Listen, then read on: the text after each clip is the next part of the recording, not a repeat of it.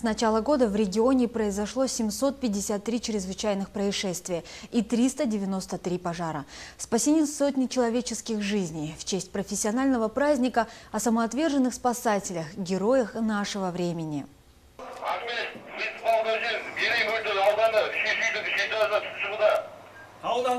Они осознанно выбрали эту профессию – первыми приходить на помощь. Никто не может предугадать, чем закончится очередной выезд. Каждый смертельно опасен для жизни.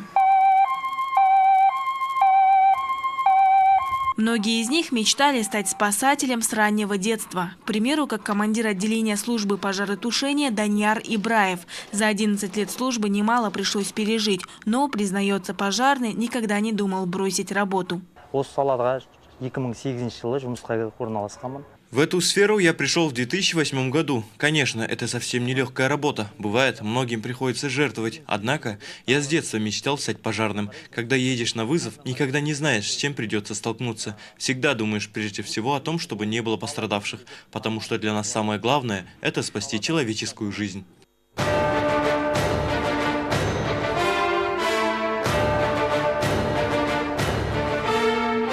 Пожары, ДТП, поиски оставшихся под завалами, заблудившихся в степи, в горах. Каждый день спасатели сталкиваются с экстремальными ситуациями. Ежедневно они берут верх благодаря мужеству и профессионализму.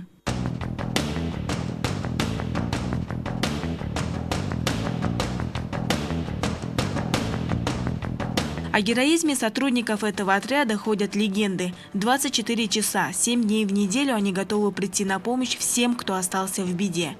Руководитель отряда Бахыт Ембергенов в представлении не нуждается. Более 7 лет он достойно несет службу на этом посту. Всегда одним из первых выезжает на место ЧП. От своих бойцов он прежде всего требует профессионализма. Ведь ценой неверного решения может стать человеческая жизнь.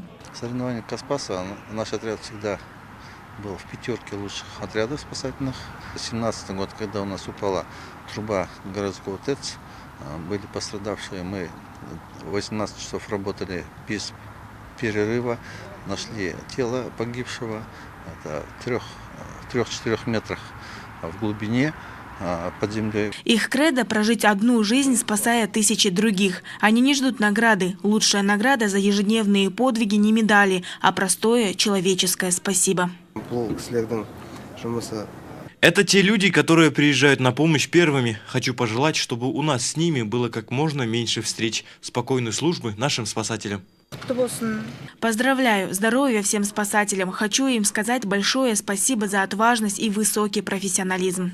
Я хотела бы от всей души пожелать коллективу пожарной службы, департамента ПЧС и всем спасателям нашей области, а также нашей страны, нашей республики, естественно, быть живыми. Возвращайтесь живыми с своих рабочих мест домой. Берегите себя. Алина Параджан, Шыңғысхан Абаев, Досхан Сатпай, телеканал Кызылорда.